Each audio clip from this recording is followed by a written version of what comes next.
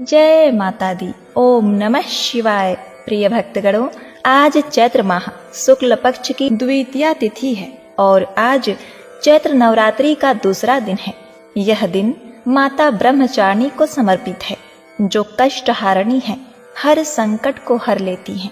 ये माँ दुर्गा का दूसरा स्वरूप है और 9 शक्तियों में से दूसरी शक्ति है। इनका स्वरूप पूर्ण ज्योतिमय एवं शांत है। इनकी उपासना करने से मनुष्य में तप, त्याग, वैराग्य, सदाचार और सौम्य की वृद्धि होती है। कुंडली में ग्रहों से जुड़े सारे दोषों से मुक्ति मिल जाती है। माँ ब्रह्मचारिणी की पूजा करने एवं व्रत कथा को सुनने से सभी रुके कार्य सिद्ध हो जाते हैं, सभी रुकावटें दूर होती हैं तथा विजय की प्राप्ति होती है। व्यक्ति हर कार्य में सफल होता है। जीवन से हर तरह की परेशानियां भी खत्म हो जाती हैं। ये माता धैर्य विद्या की अधिष्ठात्री देवी हैं। ये सभी देवियों की तुलना में अति सौम्य, क्रोध रहित और तुरंत वरदान देने वाली हैं। तो प्रिय भक्तों, आज मैं सुना रही हूँ चैत्र नवरात्रि के दूसरे दिन सुनी जाने वाली माँ ब्रह्मचारिणी की बड़ी ही दुर्लभ पौराणिक व्रत कथा। साथ चारिणी का अर्थ तप की चारिणी यानी तप का आचरण करने वाली देवी का यह रूप पुण्य, ज्योतिमय और अत्यंत भव्य है। इन देवी के दाएं हाथ में जबकि माला है और बाएं हाथ में यह कमंडल धारण किए हैं। पूर्व जन्म में इस देवी ने हिमालय के घर पुत्री के रूप में जन्म लिया था और नारद जी के उपदेश से भगवान शंकर को पति के रूप में प्राप्त करने के लिए घनघोर तपस्या की थी।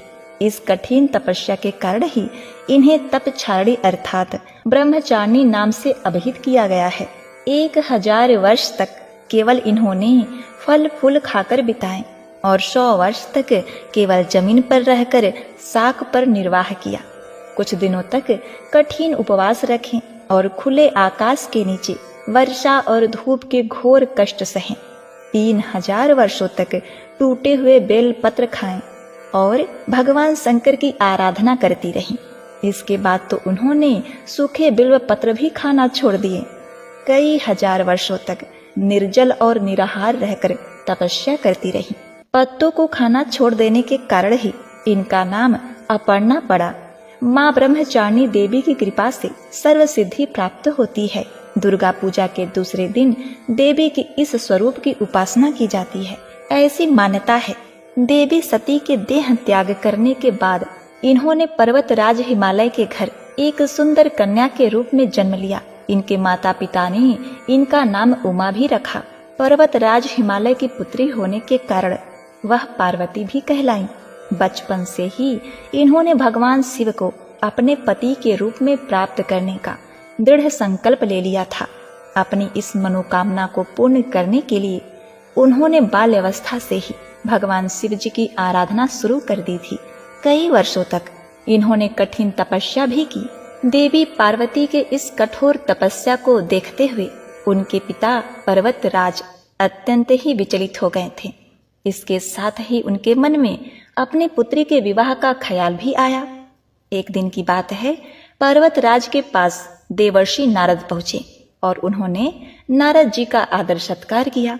इसके बाद पर्वतराज ने देवर्षि नारद को बताया कि उन्हें अपने पुत्री के विवाह की चिंता सताने लगी है। नारद जी पर्वतराज की समस्या सुनकर बोले कि हे राजन, यदि आपको मेरी सम्मति स्वीकार हो तो आपके पुत्री के लिए भगवान विष्णु योग्य वर हैं। वह आपकी कन्या का वरण स्वीकार करेंगे। इस पर पर्वतराज आनंदित होकर बोले कि यदि भगवान विष्णु मेरी कन्या को स्वीकार कर लेंगे तो यह मेरा सौभाग्य होगा। इसके बाद नारद जी भगवान विष्णु से बात करने बैकुंठ धाम चले गए और पर्वतराज ने पार्वती जी को यह समाचार दे दिया कि उनका विवाह भगवान शिव जी के साथ निश्चित हो गया था। प्रिय भक्तगणों, नारद जी सब जानते थे कि पार्वती जी का विवाह भोलेनाथ से ही होगा, किंतु उन्हें तो लीला करनी थी। जब पार्वती जी को इस बात की जानकारी हुई तो वह अत्यंत ही निराश हो गई, क्योंकि उन्होंने तो मन ही मन में भगवान भोलेनाथ को अपने जीवन साथी के रूप में स्वीकार कर लिया था। माता पार्वती ने दुखी होकर यह बात अपने सहेली को बताई और उनकी सखी ने पार्वती की सहायता करने का निश्चय लिया। इसके बाद उनकी सहेलियों ने पार्वती जी को एक घने जंगल में एक गुफा में छिपा दिया। माता पार्वती ने वहीं पर गुफा में भगवान शिव की पूजा करने के लिए रेत के शिवलिंग का निर्माण किया और वहीं घोर तपस्या में लीन हो गई। उन्होंने भगवान शंकर जी को पति रूप में प्राप्त करने के लिए अत्यंत कठिन तपस्या की। इस दुष्कर तपस्या के कारण इन्हें तपचारिणी अर्थात ब्रह्मचारिणी नाम से अभिहित किया गया। 1000 वर्ष तक इन्होंने केवल फल फूल खाकर व्यतीत किए और 100 वर्ष तक केवल शाक पर निर्वाह किया था। कुछ दिनों तक कठिन उपवास करते हुए देवी ने खुले आसमान के नीचे वर्षा, धूप और ठंड के भयानक कष्ट सहे। इस कठिन तपस्या के पश्चात 3000 वर्ष तक केवल जमीन पर टूटकर गिरे हुए बेल पत्रों को खाकर वे भगवान शिव की आराधना करती रहीं। इसके बाद इन्होंने सूखे बेल पत्रों को भी खाना छोड़ दिया। कई हजार वर्षों तक वे निर्जल और निराहार तपस्या करती रहीं। पत्तों को भी खाना छोड़ देने के कारण इनका नाम अपर्णा भी पड़ा। कई हजार वर्ष की कठिन तपस्या के कारण ब्रह्मचारिणी देवी का शरीर एकदम क्षीण हो उठा। अब इधर राजा हिमालय ने अपनी पुत्री का खोज आरंभ कर दिया। उन्हें माता पार्वती की बड़ी ही चिंता होने लगी कि उनकी पुत्री कहाँ चली गई है। अब देखिए, नारद जी ने उनका सहयोग किया। नारद जी के बताए गए दिशा निर्देशों के अनुसार उन्होंने उन्हें खोजना आरंभ किया। उनकी खोज करते करते हिमालय राज और मैना रानी वहीं पर पहुंच गए जहां माता पार्वती तपस्या कर रही थी। अपनी पुत्री पार्वती जी का ऐसी दशा देखकर उनकी माता मैना अत्यंत ही दुखी हुई और उन्होंने माता पार्वती को इस कठिन तपस्या से विरक्त करने के लिए आवाज लगा दी, उमा, अरे ओ उमा। तब से देवी ब्रह्मचारिणी का एक नाम उमा भी पड़ गया। उनकी इस तपस्या से तीनों लोकों में हाहाकार मच गया। देवता, ऋषि, सिद्ध, गण, मुनि सभी देवी ब्रह्मचारिणी की इस तपस्या को अभूतपूर्व पुण्यकृत बताते हुए उनकी सराहना करने लगे। अंत में पितामह ब्रह्मा जी ने आकाशवाणी के द्वारा उन्हें संबोधित करते हुए प्रसन्न स्वर में कहा, हे देवी, आज तक किसी ने भी ऐसी कठोर तपस्या नहीं की है जैसे आपने की है। आपके इस अलौकिक कृत्य की चारों ओर सराहना हो रही है। आपकी मनोकामना शीघ्र ही परिपूर्ण होगी। भगवान चंद्रमौली शिवजी तुम्हें पति के रूप में प्राप्त अवश्य होंगे। अब तुम तपस्या से विरक्त होकर घर लौट जाओ और शीघ्र ही तुम्हारे पिता तुम्हें बुलाने के लिए आ पहुंचे हैं। अब भगवान शिव शंकर माता पार्वती की सच्ची निष्ठा और तप से प्रसन्न हुए और उनकी मनोकामना पूर्ण होने का वरदान दे दिया। इसके बाद माता पार्वती ने व्रत का पारण किया। ब्रह्मचारिणी आंतरिक जागरण का प्रतिनिधित्व करती हैं। माँ सृष्टि में ऊर्जा के प्रवाह, कार्य कुशलता और आंतरिक शक्ति में विस्तार की जननी है। ब्रह्मचारिणी इस लोक के समस्त चर और अचर जगत की विद्याओं के ज्ञाता हैं। इनका स्वरूप श्वेत वस्त्र में लिपटी हुई कन्या के रूप में है। इनकी एक हाथ में अष्टदल की माला और दूसरे हाथ में कमंडल है। अक्षय माला और कमंडल धारणी ब्रह्मचारिणी नामक दुर्गा भक्तों को यह अपनी सर्वज्ञ संपन्न विद्या देकर विजयी बनाती हैं। माता के आशीर्वाद से हर कार्य पूरे हो जाते हैं और परिवार में सुख, शांति और समृद्धि का वास होता है। माता की आराधना करने से संयम, बल, सात्विक, आत्मविश्वास की वृद्धि होती है। माता की शक्ति के प्रभाव से तन मन के सभी दोष दूर हो जाते हैं और जीवन में उत्साह व उमंग के साथ साथ धैर्य व साहस का समावेश होता है। देवी का यह स्वरूप भक्तों को अनंत फल प्रदान करने वाला है। उनके इस रूप को समस्त विद्याओं की जननी माना गया है। एक बार प्रेम से बोलिए, माता ब्रह्मचारिणी की जय। जय हो माँ शारदा, जय माँ भवानी। अपने सभी भक्तों का दुख दूर करो माँ। जय माता दी। ओम नमः शिवाय। प्रिय भक्तगणों, अब आइए सुनते हैं माँ तारा रानी की कथा। माता रानी की जागरण कथा के अनुसार महाराजा दक्ष की 2 पुत्रियां तारा देवी और रुक्कम भगवती दुर्गा देवी की भक्ति में अटूट विश्वास रखती थीं। दोनों बहनें नियम पूर्वक एकादशी का व्रत किया करती थीं और माता रानी के जागरण में एक साथ दोनों भजन कीर्तन सुना करती थी। एकादशी के दिन एक बार भूल से छोटी बहन रुक्कम ने मांस खा लिया। जब तारा देवी को पता लगा तो उन्हें रुक्कम पर बड़ा क्रोध आया और वह बोली कि तू तो मेरी बहन है, परंतु मनुष्य देह पाकर भी तूने नीच योनि के प्राणी जैसे कर्म किए हैं। एकादशी के दिन मनुष्य चावल तक नहीं खाता और तूने मांस खा लिया, इसीलिए तू छिपकली बनने योग्य है। मैं तुझे श्राप देती हूँ कि तू कीड़े मकोड़े खाने वाली छिपकली बन जा। बड़ी बहन के मुख से निकले शब्दों को रुक्कम ने स्वीकार किया और साथ ही प्रायश्चित का उपाय पूछा। तारा ने कहा, त्याग और परोपकार से सब पाप छूट जाते हैं। अब क्या था, दूसरे जन्म में तारा देवी इंद्रलोक की अप्सरा बनी और छोटी बहन रुक्कम छिपकली की योनि में प्रायश्चित का अवसर ढूंढने लगी। द्वापर युग में जब 5 पांडवों ने अश्वमेघ यज्ञ किया तब उन्होंने दूत भेजकर दुर्वासा ऋषि सहित 33 कोटि देवी देवताओं को निमंत्रित किया। जब दूत दुर्वासा ऋषि के आंगन में निमंत्रण लेकर गया तो दुर्वासा ऋषि बोले, यदि 33 कोटि देवी देवता उस यज्ञ में भाग लेंगे तो मैं उसमें सम्मिलित नहीं हो सकता। दूत 33 कोटि देवी देवताओं को निमंत्रण देकर वापस पहुंचा और दुर्वासा ऋषि का सारा वृत्तांत पांडवों को सुनाया।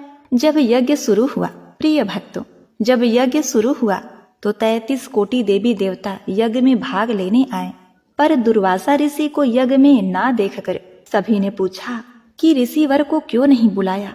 इस पर पांडवों ने विनम्रता पूर्वक उत्तर दिया कि उन्हें निमंत्रण भेजा गया था, पर वह अहंकार के कारण नहीं आए। यज्ञ में पूजन हवन आदि समाप्त हुए। तत्पश्चात भोजन के लिए भंडारे की तैयारी होने लगी।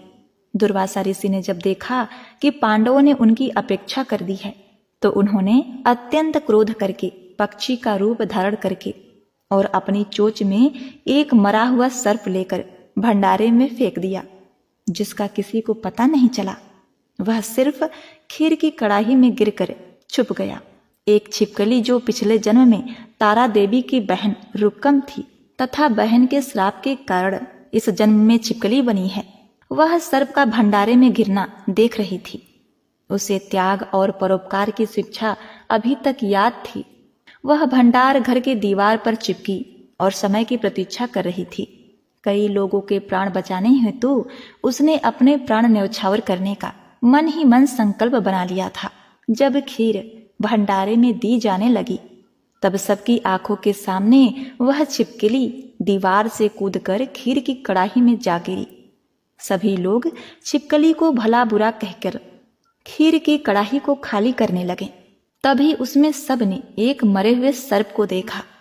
जब सबको मालूम हुआ कि छिपकली ने अपने प्राण देकर उन सबके प्राणों की रक्षा की है, इस प्रकार उपस्थित सभी सज्जनों ने, देवताओं ने उस छिपकली के लिए प्रार्थना की।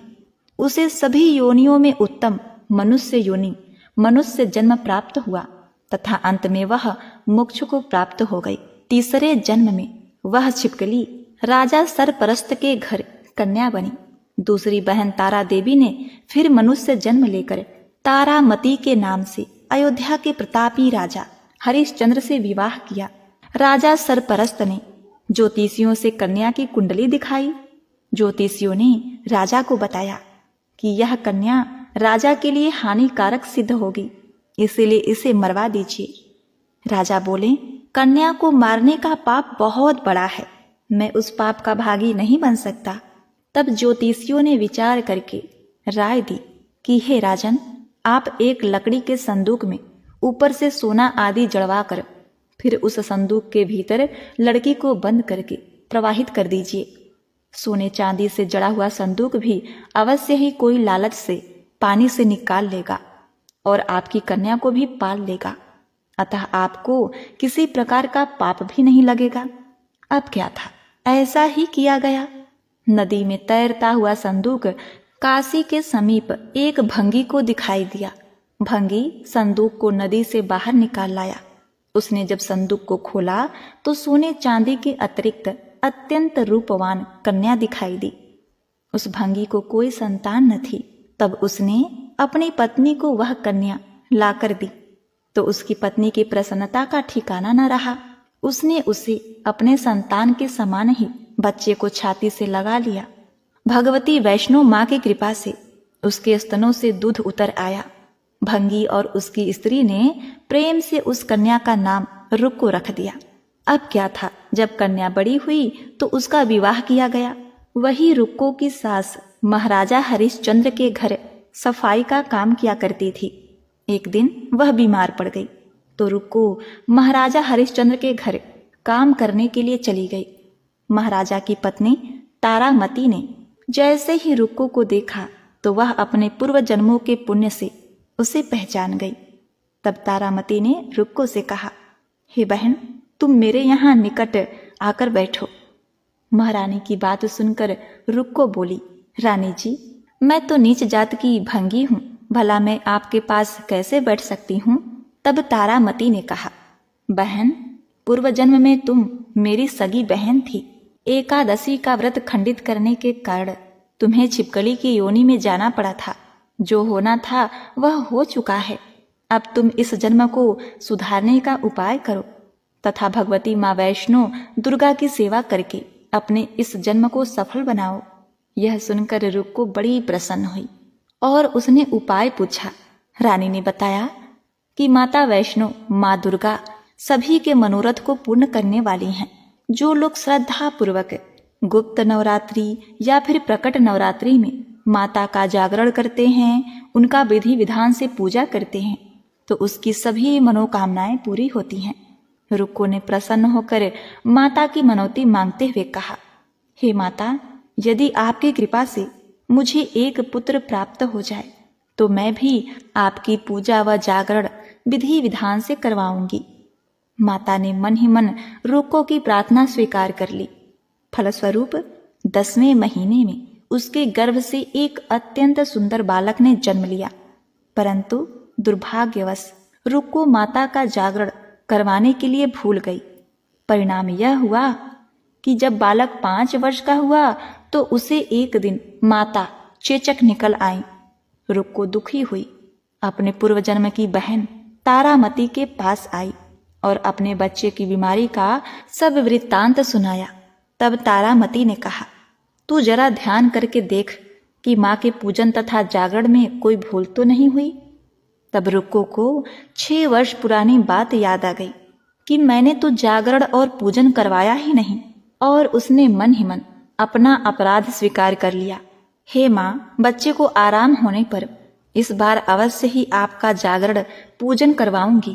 भगवती वैष्णो देवी की कृपा से बच्चा दूसरे दिन स्वस्थ हो गया और बिल्कुल ठीक हो गया। तब रुक्को ने देवी जी के मंदिर में जाकर पंडित जी से कहा, मुझे अपने घर माता का जागरण करवाना है, अतः आप मंगलवार को मेरे घर पधार कर मुझे कृतार्थ करें। पंडित जी बोले, अरे रुक्को, वह 5 रुपए भिजवा दे, मैं तेरे नाम का जागरण करवा दूंगा। तू तो नीच जात की स्त्री है, इसलिए हम तेरे घर जाकर देवी का जागरण नहीं करवा सकते। रुक्को ने कहा, पंडित जी, माँ के दरबार में ऊंच नीच का कोई भेदभाव नहीं होता।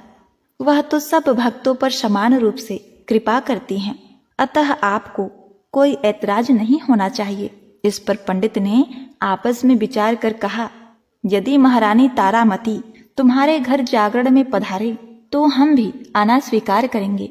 यह सुनकर अब रुक्को महारानी के पास गई और सारा वृत्तांत कह सुनाया। तब तारामती ने जागरण में शामिल होने का आमंत्रण स्वीकार कर लिया। जिस समय रुक्को पंडित से यह बात कहने गई कि तारामती रानी जागरण में आएंगी, उसी समय एक नाई ने यह बात सुन लिया और उसने महाराजा हरिश्चंद्र को जाकर सूचना दे दी।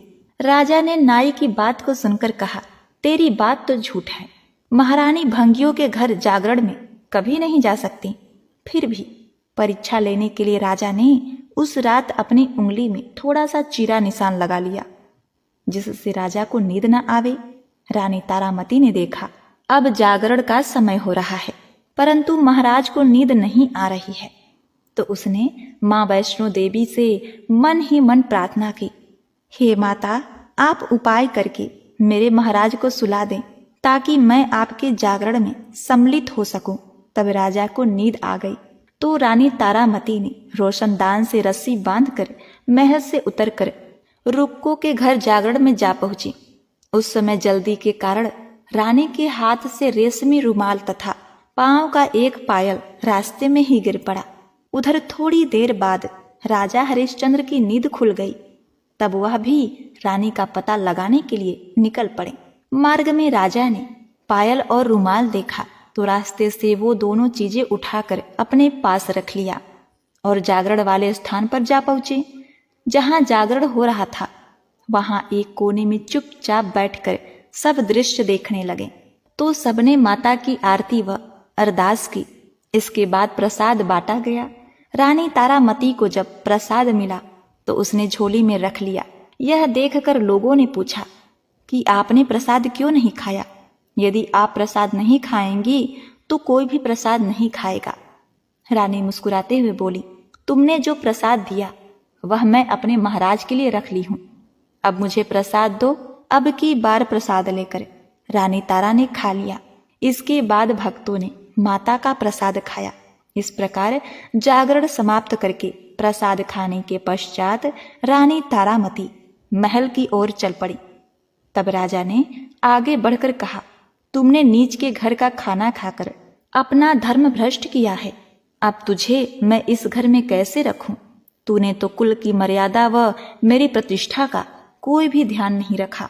जो प्रसाद तू अपनी झोली में रख कर मेरे लिए लाई है उसे खिलाकर मुझे भी अपवित्र करना चाहती है।